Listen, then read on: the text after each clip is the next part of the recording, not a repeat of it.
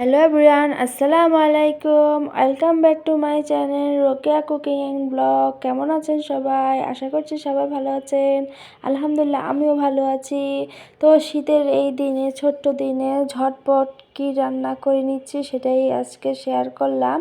এই তো ইলিশ মাছ ভাজা করে নিচ্ছি, তারপর আলু ভর্তা করব।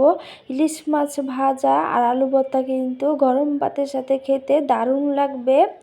তো ঝটপট শীতের দিন যেহেতু ছোট্ট দিন, ছোট দিনের সময়টা বেশি একটা পাওয়া যায় না, তো ছোট দিনে ইলিশ মাছ ভাজাটা করে নিয়েছে ঝটপট, আর সাথে আলু ভর্তাটা করে নিব।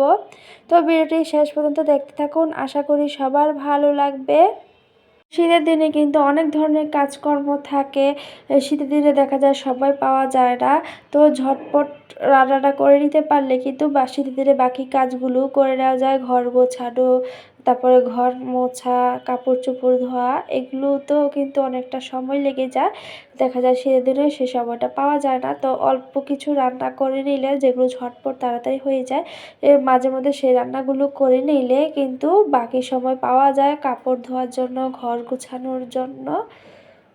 আমরা গৃহিণীরা সারাদিন কোনো না কোনো কাজে ব্যস্ত থাকি, তো গরম ভাতের সাথে কিন্তু আলু ভর্তা আর ইলিশ মাছ ভাজাটা অনেক দারুণ লাগবে। তো এখন একটু সরিষার তেল দিয়ে দিচ্ছি, পেঁয়াজ, কাঁচামরিচ, লবণ, তারপরে কাঁচামরিচ দিয়েছি। কাঁচামরিচ দিলে কিন্তু ভর্তাটা খেতে দারুণ লাগে। তো সব কিছু দিয়ে ভালো করে মাখিয়ে নিচ্ছি।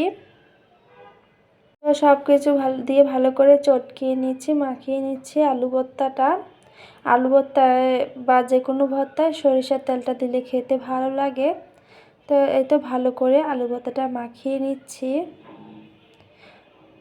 গৃহিণীরা মাঝে মধ্যে একটু রান্না কমিয়ে দিয়ে বাকি কাজগুলো কিন্তু করে নিতে পারি। তো ইলিশ মাছ ভাজা হয়ে গেছে, আলু ভর্তাটাও মাঝখান দিয়ে করে নিলাম ইলিশ মাছ বচিয়ে। তো একসাথে অনেকগুলো কাজ করলে কিন্তু করে নেওয়া যায়। আর এখন মাছের ডিমগুলো ভেজে নিচ্ছি। ইলিশ মাছের ডিম খেতে কিন্তু দারুণ লাগে।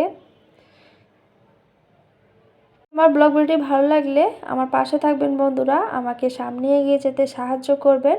আমি আপনাদের মাঝে সুন্দর নতুন নতুন ভিডিও শেয়ার করার চেষ্টা করব, আশা করি ভালো লাগবে। সবাই আমার রোকেয়া কুকিং অ্যান্ড ব্লগ চ্যানেলের পাশেই থাকবেন, আমাকে সাপোর্ট করবেন। এই তো আমার মাছের ডিম ভাজাও হয়ে গেছে, তো আমি এখন উঠিয়ে নিচ্ছি। আর এই খুবই মজাদার একটি খাবার শীতের দিনে ইলিশ মাছ ভাজা, গরম গরম আলুর ভর্তা, গরম গরম ভাত হলে কিন্তু আর কিছুই লাগে না। এক নিমিষে কিন্তু এক প্লেট ভাত খেয়ে নেওয়া যায়। এই তো আলু ভর্তাটা একটু আমি তেল দিয়ে চটকিয়ে নিচ্ছি, না হলে চটকিয়ে না নিলে দেখা যায়, তেলের মধ্যে একটু ভেজে না নিলে দেখা যায় আমি খেতে পারি না, গলাটা একটু চুলকায়। আর তেলের মধ্যে একটু আলু ভর্তাটা ভেজে নিলে খেতেও দারুণ লাগে। তো আমার আলু ভর্তাটা ভাজা হয়ে গেছে, এখন আমি নামিয়ে নিচ্ছি। তো এইভাবে কে কে আলু ভর্তা খান জানাবেন। এভাবে আলু ভর্তা করে খেয়ে দেখতে পারেন, খুবই ভালো লাগবে। এই তো আমার আলু ভর্তাটাও তৈরি হয়ে গেল, আর এই তো আমার ইলিশ মাছ ভাজা, সাথে ইলিশ মাছের ডিম ভাজাও হয়ে গেছে। খুবই মজার খাবার শীতের দিনে। একটু ভর্তা হলে কিন্তু শীতের দিনে খেতে দারুণ লাগে, সাথে যদি থাকে মাছ ভাজা, সাথে হচ্ছে গরম গরম ভাত, তারা তো আর কোনো কথাই নাই। আর এই তো আমি একটু মাছের তেল নিয়ে নিচ্ছি ভাতে, সাথে আলু ভর্তা আর মাছ ভাজাও নিয়ে নিয়েছি। এখন আমি ভাতটা খেয়ে নিব। আর ভাতের থেকে গরম গরম ধোঁয়া উঠতেছে। আর এই তো খুবই মজার খাবার। তো কার কার ভালো লাগলো আজকে ভিডিওটি বন্ধুরা, ভিডিও ভালো লাগলে রোকেয়া কুকিং অ্যান্ড ব্লগ চ্যানেলের পাশেই থেকে যেও। এই তো এখন আমি ভাত খেয়ে নিচ্ছি, আলু ভর্তা, তারপরে ইলিশ মাছ নিয়েছি।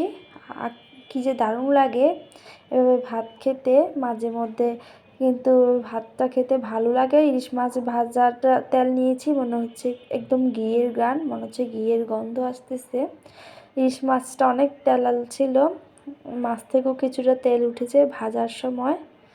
আর সেই তেলটা ভাতে নেওয়াতে খেতে একদম ভালো লাগছে, মনে হচ্ছে ঘি ভাত খাচ্ছি। তো আজকে ভিডিও এই পর্যন্তই, সবাই ভালো থাকে, আল্লাহ হাফেজ।